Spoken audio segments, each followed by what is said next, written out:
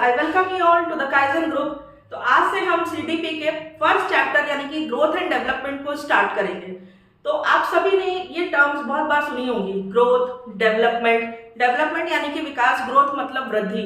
तो जब हम चाइल्ड डेवलपमेंट की बात करते हैं तो वहां पर आपने फ्रिक्वेंटली ये सुना होगा कि इस बच्चे की ग्रोथ अच्छी नहीं है, या फिर आपने सुना होगा कि इसका जो है मॉरल डेवलपमेंट, या फिर हम देखें कि किसी बच्चे, कोई बच्चा बहुत क्रिएटिव होता है, कोई बच्चा लॉजिकल बहुत होता है, किसी की मैथमेटिक्स अच्छी है। तो इन सब एस्पेक्ट्स में हम डेवलपमेंट को देखते हैं और हम ग्रोथ को देखते हैं उसके फिजिकल एस्पेक्ट्स में। तो इसको आज हम डिटेल में पढ़ेंगे, what is growth and development. So first of all, development, Vikas.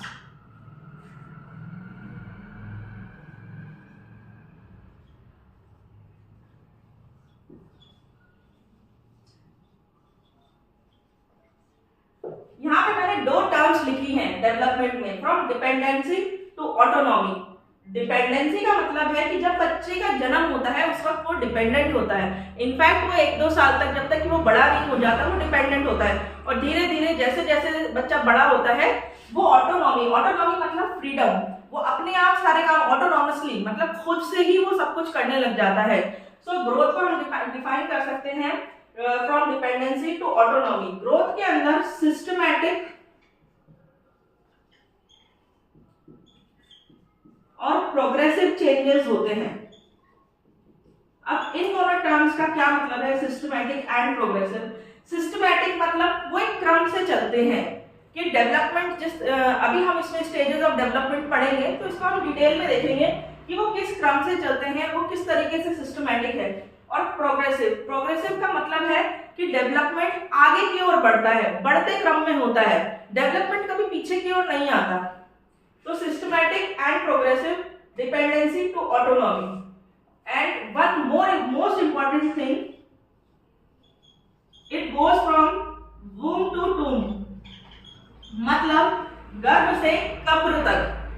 Development जो है, एक बच्चे का डेवलपमेंट माँ के पेट से ही चालू हो जाता है। जब एक फीमेल कंसीव करती है उसके बाद से ही जो अलग अलग जर्मिनल है स्टेजेस हैं, उन सब में बच्चे का फिजिकल डेवलपमेंट होता है। इनफैक्ट उसका जो कॉग्निटिव डेवलपमेंट, मतलब उसके ब्रेन का डेवलपमेंट, इसको हम पर्सनालिटी के चैप्टर में बहुत डिटेल में पढ़ेंगे कि जो स्टेजेस होती है हमारे माइंड की, कॉन्शियस, सबकॉन्शियस, अनकॉन्शियस। तो जो बच्चे का सबकॉन्शियस है वो वूम में यानी कि माँ के पेट से ही उसका सबकॉन्शियस स्टार्ट हो जाता है। तो फ्रॉम वूम टू टूम मतलब कब्र तक, जब तक उसके जीवन का अंत नहीं हो जाता तब तक डेवलपमेंट यानी कि विकास निरंतर चलता रहता है।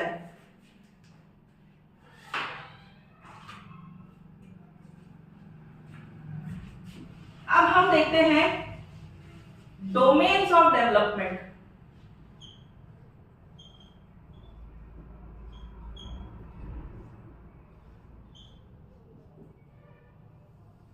इसको एक शॉर्ट ट्रिक से आप याद रखिए, पीसीएस। पीसीएस एग्जामिनेशन होते हैं, प्रोविजनल सिविल सर्विसेज। तो इसको आप सिंपली याद रखिए, PCS. P for physical, C for cognitive and S stands for social.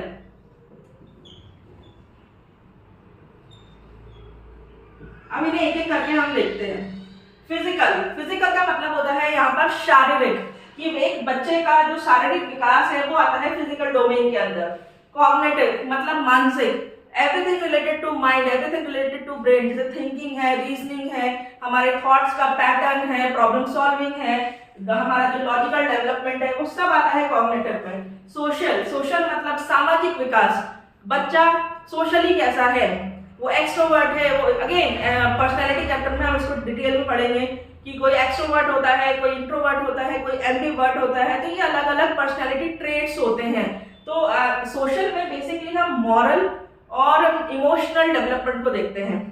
तो हम अब यहाँ पे एक बहुत ही इंपॉर्टेंट कॉन्सेप्ट देखने वाले हैं कि growth, what is growth. Physical aspect of development is growth मतलब विकास का जो शारीरिक एस्पेक्ट है, हाइट बढ़ना, वेट बढ़ना, हमारे मसल्स में जो स्ट्रेंथ आती है, जब छोटा बच्चा होता है उसकी मसल्स में और बड़े होने के बाद जो हमारी मस्कुलर स्ट्रेंथ है उसमें जो डिफरेंस आता है वो सब किस में आता है, ग्रोथ के अंदर। तो अगर आप इसको इस तरीके से देखें कि अगर ये बहुत बड़ा स्फीयर है, अगर ये पूरा डेवलपमेंट है, तो इसके अंदर जो फिजिकल है पार्ट वो है ग्रोथ का। मतलब ग्रोथ केवल फिजिकल एस्पेक्ट है और डेवलपमेंट एक ब्रॉडर एस्पेक्ट है जिसमें फिजिकल ग्रोथ भी आती है, इमोशनल ग्रोथ भी आती है, सोशल ग्रोथ भी आती है, कॉग्निटिव भी आते हैं, सारे एरियाज को कवर करता है, वो है डेवलपमेंट। अब एक एक करके हम इनको डिटेल में देखेंगे।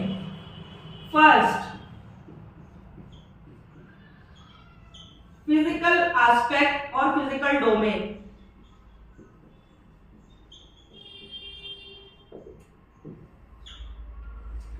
इसके अंदर इसको हम साइकोमोटर भी बोलते हैं।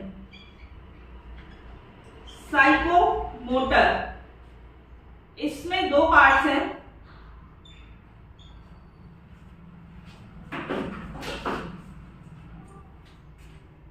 Gross motor skills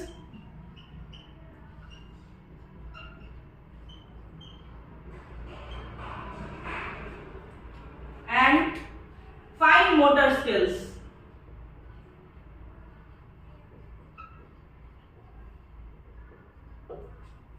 gross motor skills, gross motor skills का मतलब होता है बड़ी मसल्स, जो लार्जर मसल्स है हमारे बॉडी की, उनका डेवलपमेंट, वो होता है ग्रॉस मोटर स्किल्स।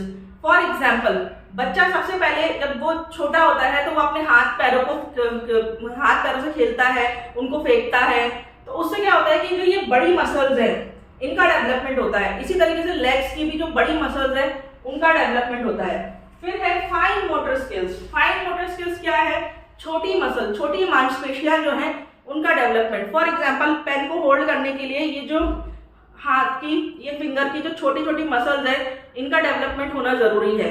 तो इसके अंदर राइटिंग, पेंटिंग और जितने भी फाइन काम होते हैं, जैसे ब्लिंकिंग ऑफ आई, इसमें भी स्मॉलर मसल्स हैं। तो ये सब क्या है, फाइन मोटर स्किल के एग्जाम्पल हैं। Gross motor skill just like walking, running, etc. Fine motor skills, writing, painting, etc. आप लोग वीडियो पॉज करिए और ये सब नोट डाउन करते चलिए।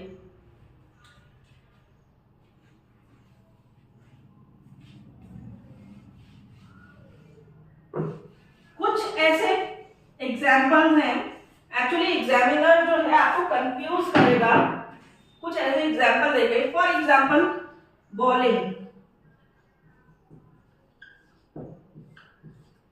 जब कोई बॉलर दौड़कर आता है और बॉल फेंकने वाला होता है, उसने बॉल को होल्ड कर रखा है, वो रन कर रहा है और अगेन वो एक बड़ी मसल का यूज कर रहा है, होल्ड करने के लिए छोटी मसल का यूज कर रहा है। तो यहां पर both fine and motor skills are used.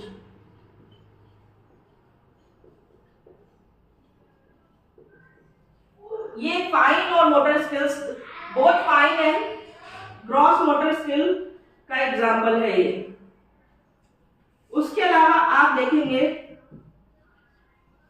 Cycling. Cycling के अंदर आप पैडल मार रहे हैं, आपने बॉडी का पोस्चर मेंटेन कर रखा है, आपने हैंडल्स को होल्ड कर रखा है, तो ये भी दोनों का एग्जाम्पल है। वीडियो पॉज करके ये सब नोट डाउन करिए।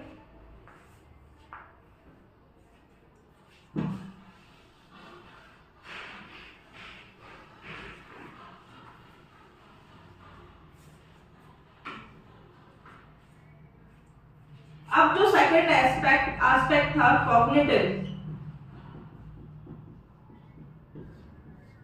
एवरीथिंग रिलेटेड टू ब्रेन, लेकिन इसमें एक बहुत इंपॉर्टेंट इसका जो एग्जाम्पल है वो है लैंग्वेज डेवलपमेंट, भाषा का विकास।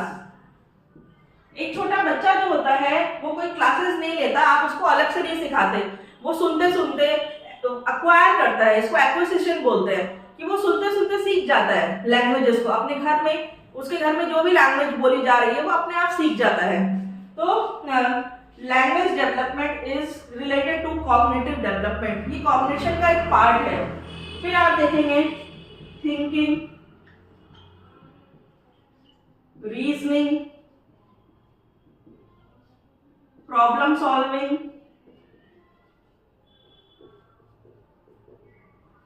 etc.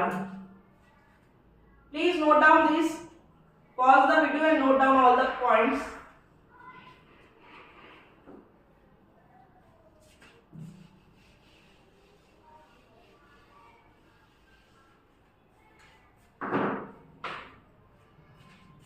Third one is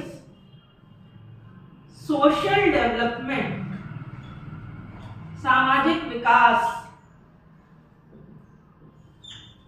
एक और चीज मैं आपको बताना चाहती हूँ, मैं नोट्स इंग्लिश में दे रही हूँ लेकिन मेरा एक्सप्लेनेशन पूरा हिंदी में है।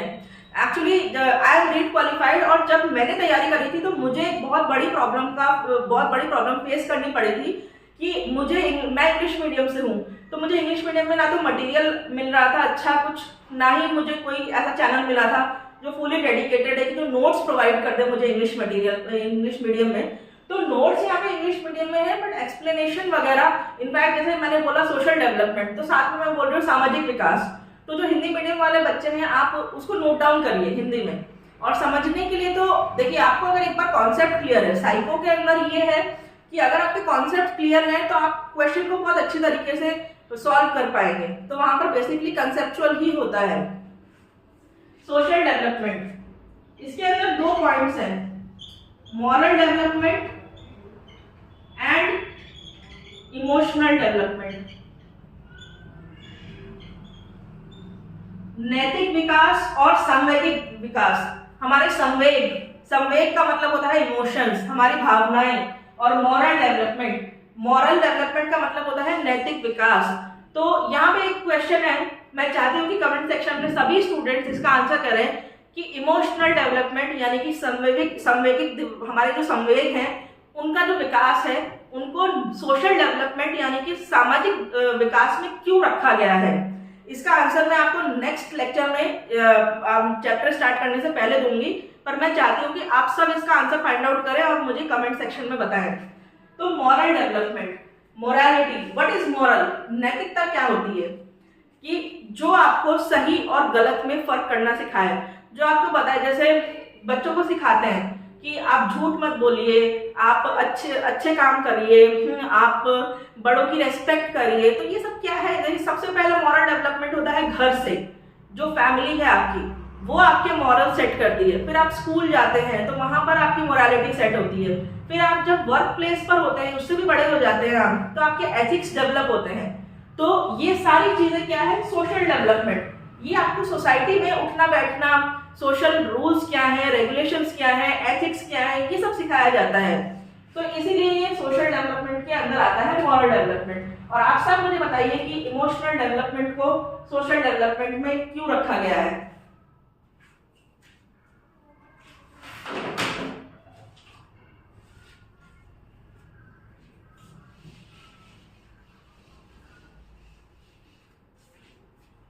अब हम देखते हैं difference between growth and development.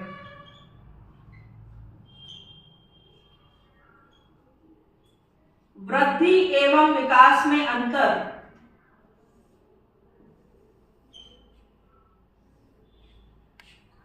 पहला, इट स्टॉप्स आफ्टर मैच्योरिटी। ये मैच्योरिटी आने पर, परिपक्वता आने पर रुक जाती है। इट इज लाइफ लॉन्ग, जीवन पर्यंत चलता है।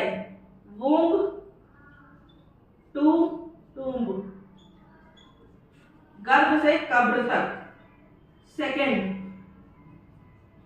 It is measurable. मेजरेबल मतलब इसको मापा जा सकता है। किसी की हाइट कितनी बड़ी, किसी का वेट कितना बड़ा, उसकी बोन डेंसिटी कितनी है, ये सब नापा जा सकता है।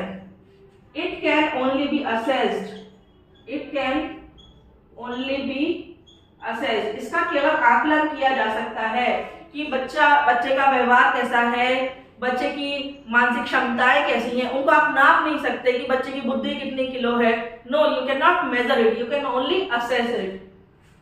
Third, it is quantitative,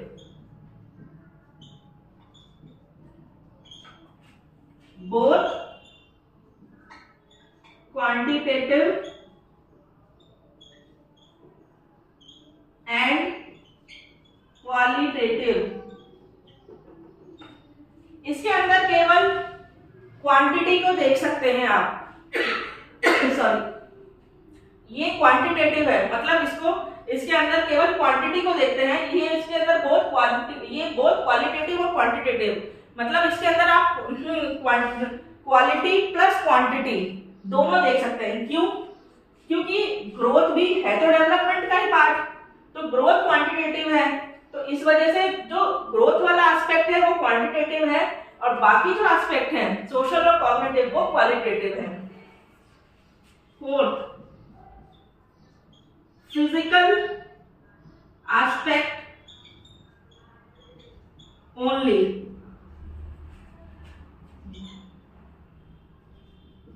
all aspects PCS जो मैंने आपको बताया। एंड फिफ्थ, स्ट्रक्चरल चेंजेस,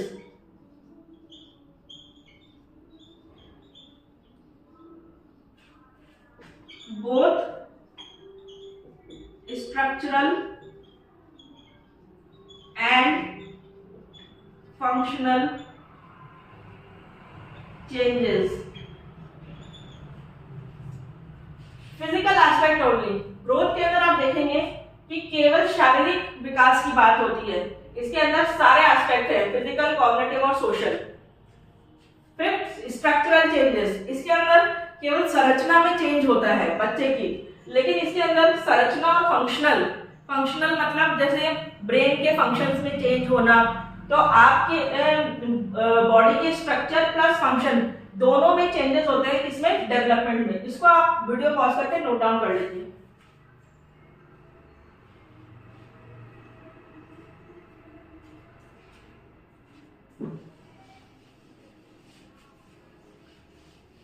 अब आज का लास्ट टॉपिक हम देखेंगे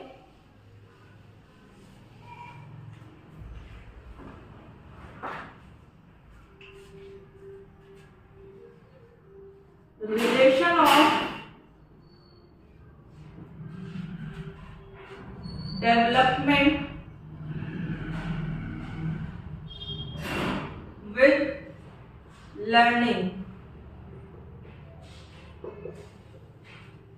डेवलपमेंट विकास का, लर्निंग यानी कि अधिगम से क्या संबंध है विकास का अधिगम से क्या संबंध है, ये हम देखेंगे। तो सबसे पहले हम देखेंगे लर्निंग क्या है, व्हाट इज लर्निंग, अधिगम क्या है। लर्निंग भी एक तरीके का डेवलपमेंट ही है। फॉर एग्जाम्पल, अगर कोई बच्चा फ्रेंच क्लासेस ले रहा है तो वो कुछ टाइम बाद एक नई स्किल सीखेगा। फॉर एग्जाम्पल, कोई बच्चा स्विमिंग सीख रहा है तो वो कुछ टाइम बाद एक नई स्किल सीखेगा, तो उसका डेवलपमेंट हो रहा है। अगर वो स्विमिंग सीख रहा है तो उसका फिजिकल डेवलपमेंट हो रहा है, अगर वो फ्रेंच सीख रहा है तो लैंग्वेज डेवलपमेंट यानी कि कॉग्निटिव डेवलपमेंट हो रहा है, राइट। तो लर्निंग भी एक टाइप का डेवलपमेंट ही है, लेकिन ये एफर्ट और प्रैक्टिस, इसमें आपको एफर्ट लगाना पड़ता है और निरंतर प्रयास करना पड़ता है। तो इस ऐसा डेवलपमेंट जो कि एफर्ट और प्रैक्टिस से आए उसको हम लर्निंग यानी कि अधिगम बोलते हैं। So learning is the development which comes from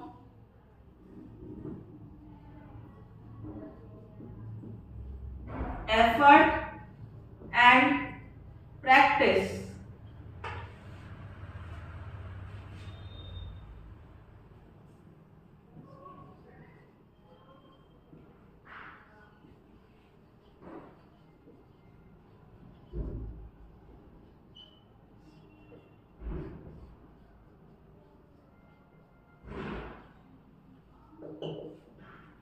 learning plus maturation is equals to development.